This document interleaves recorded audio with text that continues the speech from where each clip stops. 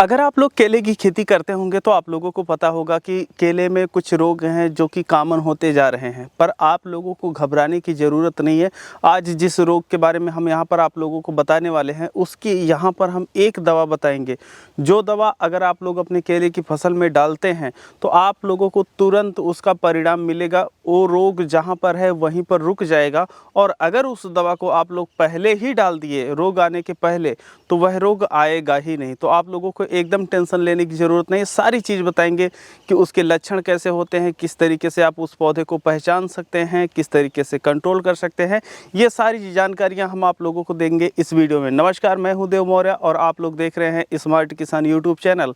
अगर अभी तक आप लोग स्मार्ट किसान यूट्यूब चैनल को सब्सक्राइब नहीं किए हैं तो सब्सक्राइब करके बेल का आइकन दबा दीजिए, जिससे आप लोगों को खेती बाड़ी से संबंधित सही, सटीक और व्यवहारिक जानकारी समय समय पर मिलती रहे।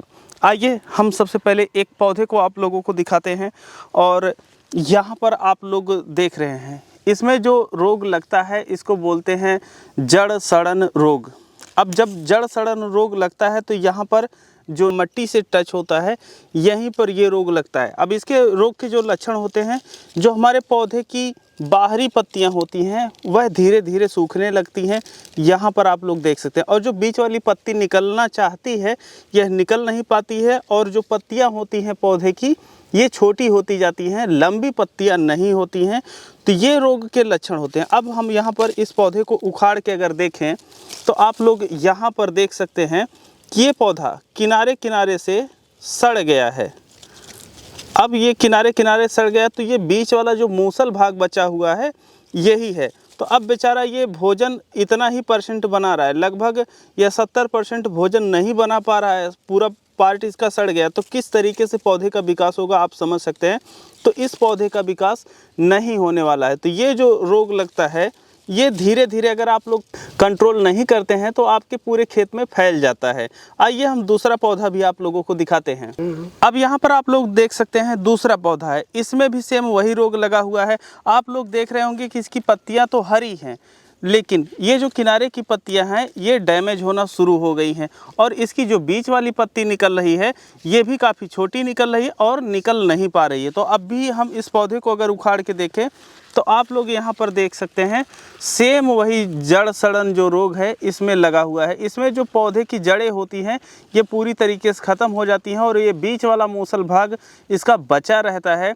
अब जब इसकी जो जड़ें होती हैं ये सड़ जाती हैं तो पौधा भोजन बना नहीं पाएगा और आपके पौधे का विकास नहीं होता है। ऐसे में ये जो रोग होता है ये धीरे धीरे आपके पूरे खेत में फैल जाता है, और जो आपका खेत होता है इसी तरीके से प्रभावित होता हुआ चला जाता है। तो अब आप लोग देख चुके हैं कि ये जो जड़ सड़न रोग होता है इसके लक्षण क्या होते हैं। अब बात आती है कि हम इसको कैसे कंट्रोल कर सकते हैं। तो सिंपल सी साधारण सी दवा है आपकी फिप्रोनिल।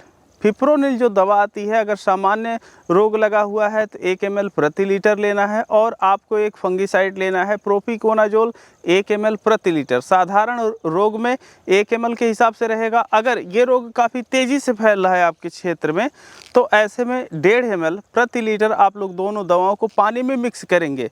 अब जब आप पानी में मिक्स कर लिए हैं तो उसके बाद जो पानी आपका बचता है, तो जैसे अगर पौधे छोटे हैं, मान के हम चलते हैं कि पौधे 1 से 2 फीट के करीब के हैं, तो ऐसे में आप लोग 300 ml एक पौधे के जड़ में डालेंगे, और जस्ट एकदम ऐसे सटा करके डालिएगा। ऐसा मत घबराइएगा कि आपका पौधा ख़राब हो जाएगा, एकदम जड़ में डालना है। और जब आप लोग जड़ में डालते हैं तो पौधा आपका सेट हो जाता है।